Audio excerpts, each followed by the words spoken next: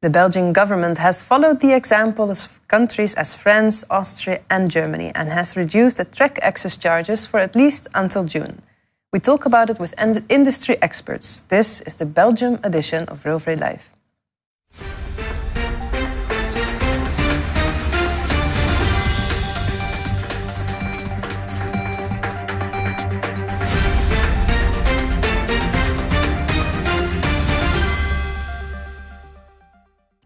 Hello everyone, it's Friday 19 March and today we're talking to Thierry Vanelslander from the University of Antwerp and Paul Hegge from the Belgium RailFreight Forum about the news that came out a week ago.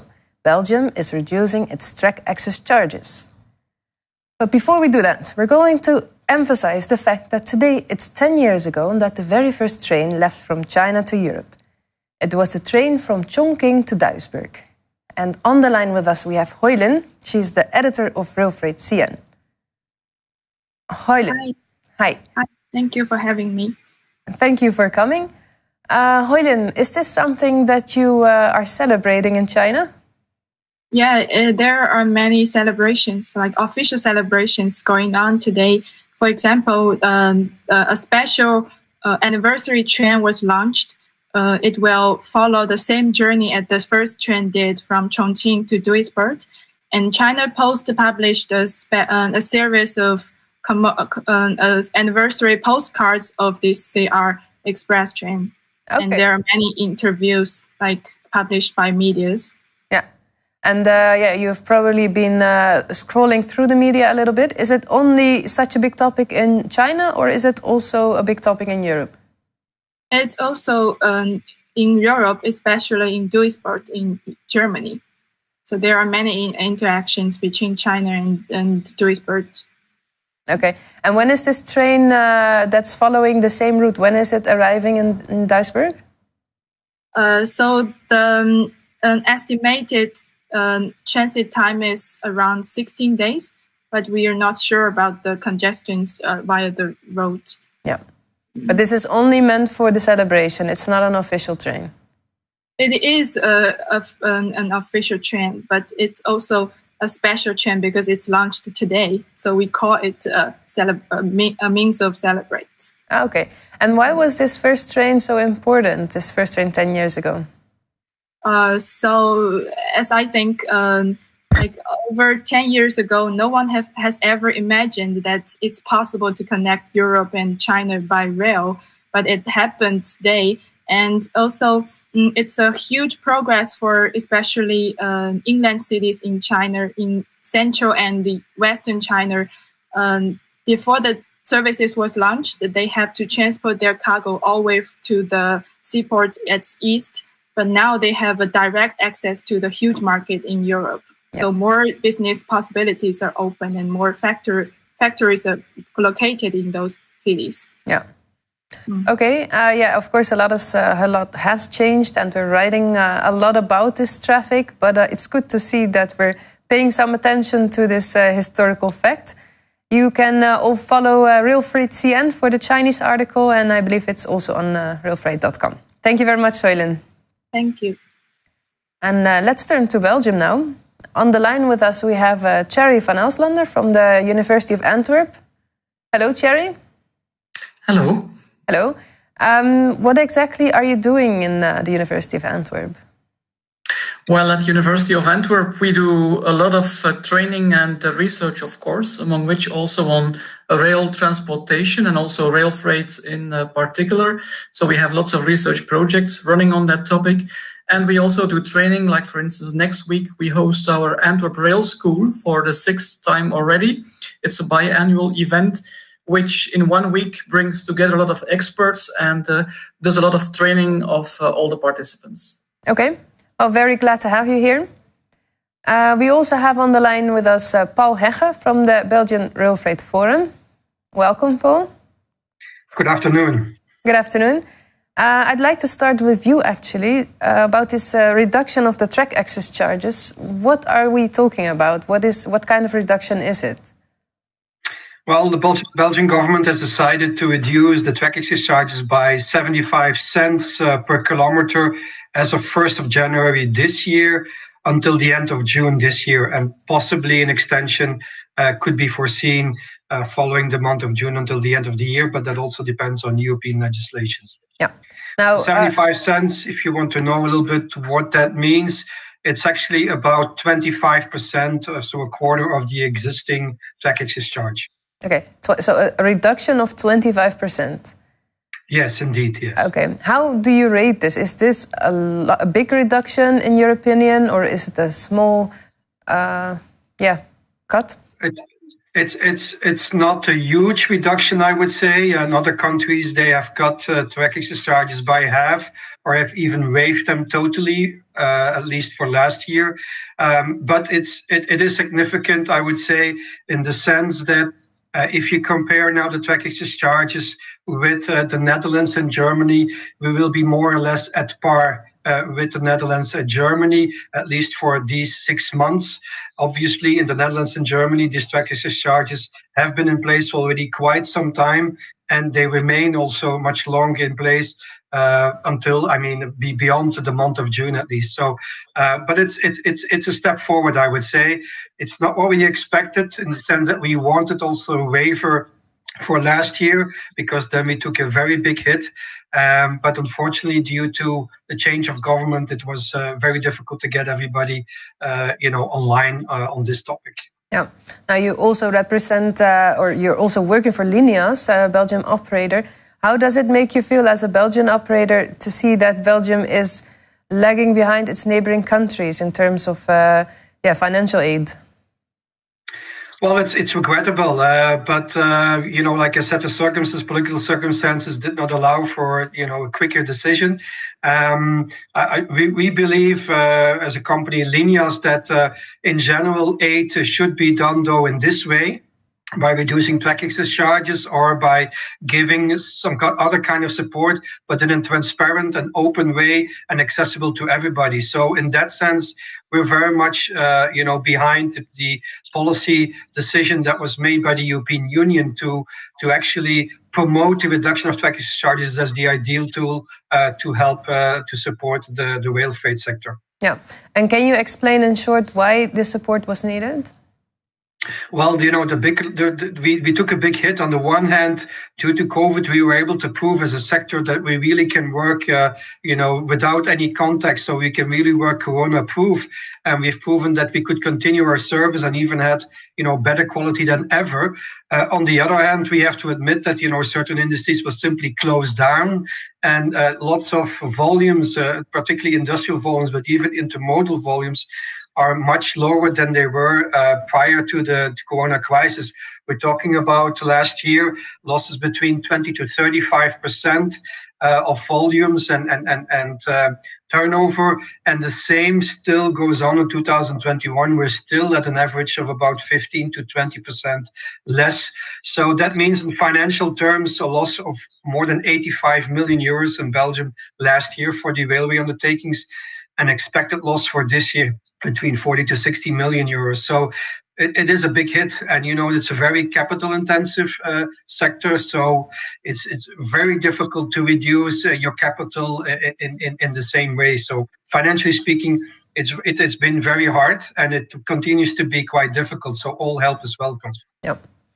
Thierry, I'd like to hear your opinion on this. Do you think it's enough what the Belgian government is doing?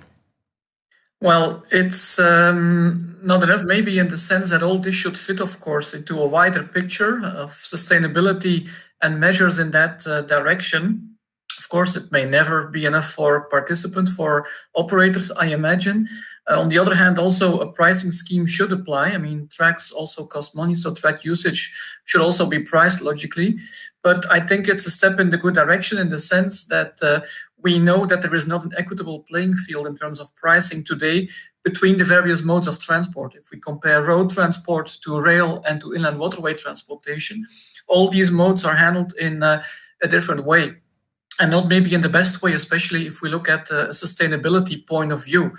And now with the bigger European Green Deal plan, I think it's clear that rail also has a strong role to play in that. And I think as part of that, it's good that also these rail access charges are well considered. So as long as it's part of the the bigger picture, the bigger goal of more sustainability and of achieving these Green Deal objectives, I think that's an important step that is taken now. Yeah. Are you saying that you believe there should always be a permanent reduction of 25%, it was, I think? Well, I didn't make any calculation now on how much exactly it should be ideally. And again, that should be part of a bigger picture where also the full fiscal system for all modes of transport should be considered. And for sure, I'm not saying that it should be free of charge. I mean, I'm not very much in favor of free of charge because it usually means that we get overconsumption, even for cases when that is not needed. So a charge should always apply. But it should be equitable and always with that long-run environmental sustainability vision in mind. And in that sense, I think, again, rail is a well-performing mode of transport, also in the freight sector. So it's important that the pricing is also suitable in that direction. Now, there is, of course, a lot of discussion going on about the waiving of track access charges. And some people would say that it's hard for the market to return to normal if the pandemic is gone, if once you have touched these charges. What is your opinion on that? Well, the market going to normal, that's correct. I mean, a big element or the most important element of any transport mode is the demand side, of course. Transport is always a derived activity from general economic activity. So if there is less industrial production in this case, or less demand, there will be less need for freight transport and also for rail freight transport. So that is gradually picking up again, we notice. Also, Paul has mentioned that in the figures that he has given and the projections for this year. But it's also important that we keep this sector alive, so as not to lose knowledge, not to see people be drained away to other sectors, because it's very hard to build up that knowledge again. And if we want to see more rail freight being used in the future, we need those people and we need that knowledge on board. So it's important to keep those companies alive and to make sure that the knowledge is not lost in that sector. Yeah. Okay, interesting point of view. Paul, Thierry is saying that it should never be zero. What do you think? I think he's absolutely right. I mean, and the rail freight sector is not asking actually to waive excess charges in general. I think, one needs to pay for a service, and that's only logical, and one needs to have the market also function for that. And we really want our infrastructure managers, not only in Belgium, but in the rest of Europe, to have sufficient income in order to make sure that we have the right kind of network to run on. So that's not the issue. But like the professor said, it's really a part of a much bigger picture.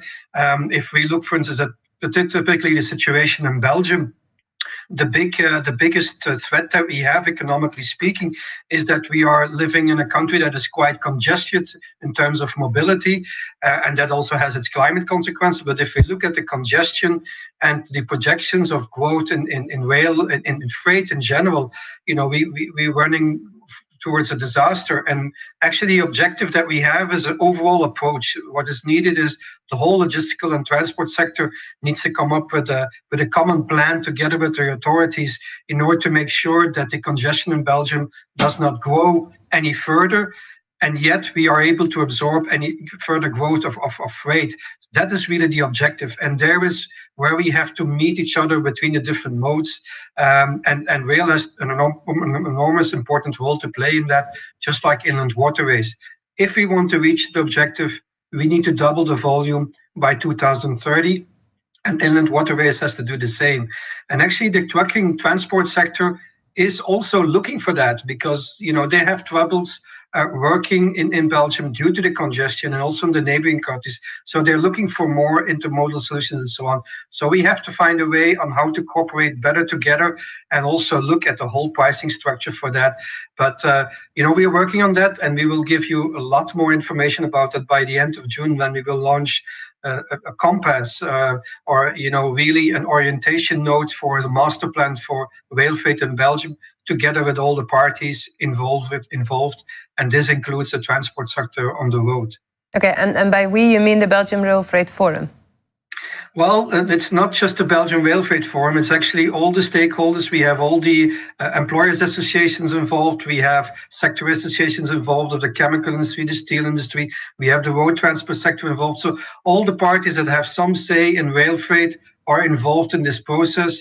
And it is together with them that we are going to propose a plan for our authorities to really look at in detail, both the federal government as well as the regional governments. And we're also working together with the academics on this plan. Yeah. Do you think it's possible to double the volumes by 2030, or is this just something, a high goal that is being used for policy reasons? No, it's from all of our models, it is really possible. Maybe we'll have 1 or 2 years now of delay due to Corona, but in general, the objectives are really possible. But it requires efforts from all sides. It requires efforts from RUs, what they have to do in terms of innovation, new product launches, and so on. It requires a lot of efforts from the infrastructure manager on a new way of management, new types of investments, and it requires a lot of efforts from the different authorities on how can you support either the road sector to think much more intermodal, how can you support inland waterways and trains to give the right kind of offer. So all of these elements have to come together, and if we do that, then absolutely it is possible. But will it go easy? Well, that's not what I'm saying. It will be a very big challenge for everybody, but it is effectively possible. What do you think, Thierry? Is it possible?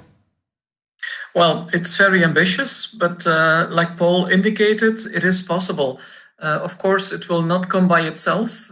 It will require efforts from policymakers, but also from the sector, both in terms of investing in physical infrastructure, in terms of regulation, pricing schemes will need to be adapted, internalizing external costs. That's going to be a big mind shift also, which is really needed. And many people are convinced, but many people also are not that willing. In the first place, also politicians, because it's of course not easy to make such a shift, but it will be needed. And again, if I look at the challenges on the one hand with respect to the climate, for instance, and on the other hand, also the plans that now the European Commission has with its Green Deal, I think it's a challenge, but it's also feasible. There is now finally the bigger picture. There is a bigger plan now, which all this is part of, and I think we have a common goal to aim for. So the more steps we all can take in this, the better for our environment, but also for ourselves and even for the economy in the longer run.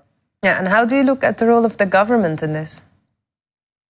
Well, I think the role of the government should be that it takes up really the public role it should take. I mean, keeping that societal objective in mind. And again, societal objective, that means people, profit, and planet, all three elements. And the government needs to safeguard that. And that means also it needs to give the right incentives to operators in freight transport, but also to people in passenger transport, to make the right choices and not to allow that people make wrong choices, which have disastrous effects on the environment, on people's well-being, etc.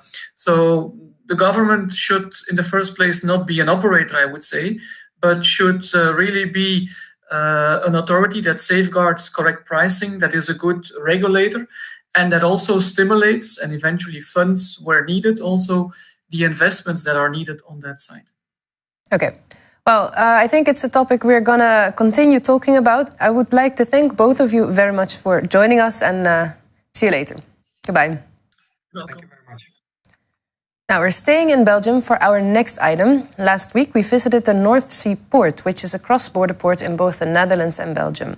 We visited Terneuzen, where MSC recently opened a new depot. And this is also where Vlaeynatie is located, an operator specialized in the transportation of sugar and fertilizers.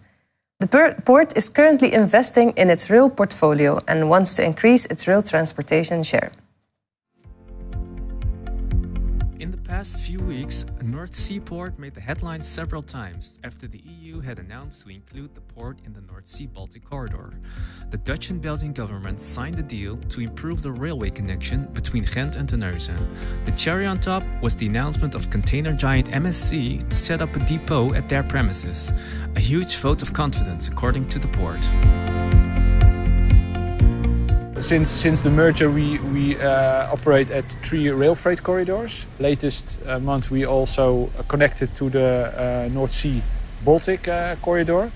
And for us, it's very important. While operators like Vlaeynatie, like this terminal, it can better connect it to Europe. While when they want a train on the corridor, it's easier for them. Voor onze containers hebben we momenteel 2 treinen per week, vaste slots naar Antwerpen Diepzeeterminal toe. We hebben een directe link met MSC Home Terminal in België, in Antwerpen. Wij halen importcontainers en lege containers van hun home terminal naar Westdorpen toe.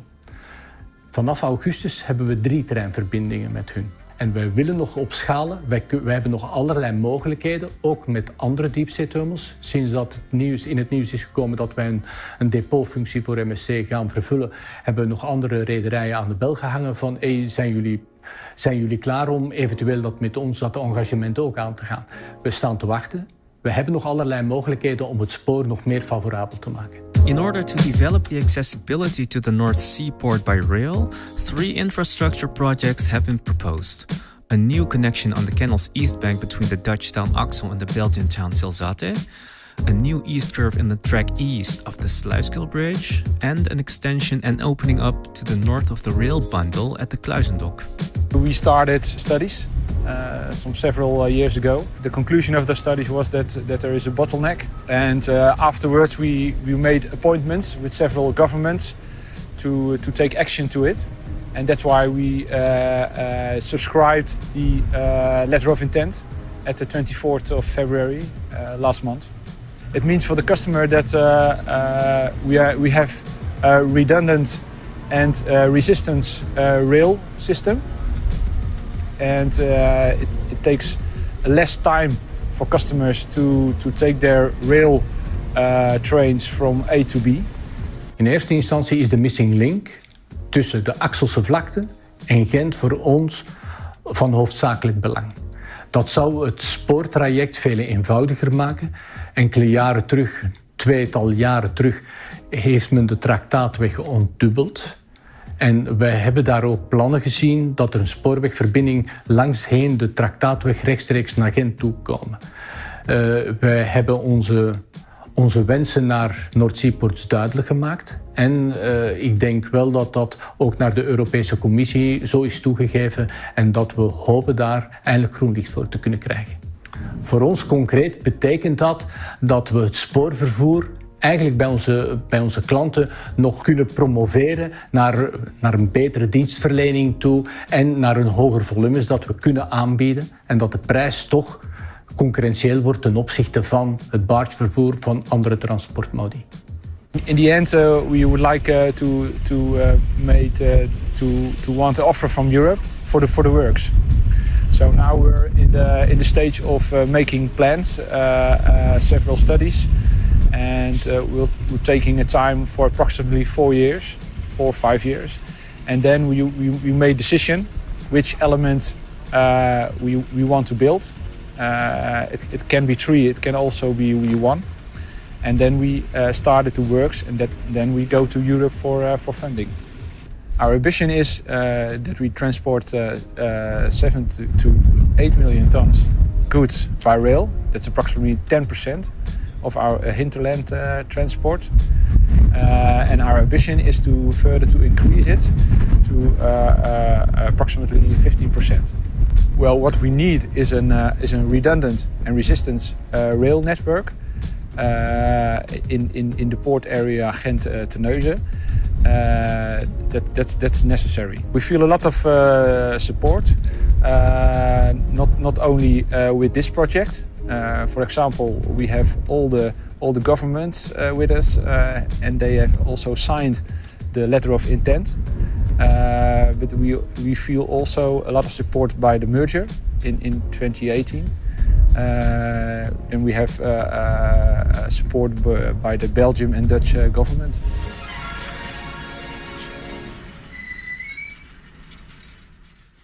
And then we have reached the end of this week's show. Don't forget to subscribe to our YouTube channel. You'll be notified when we post a new video. For now, thank you for watching and goodbye.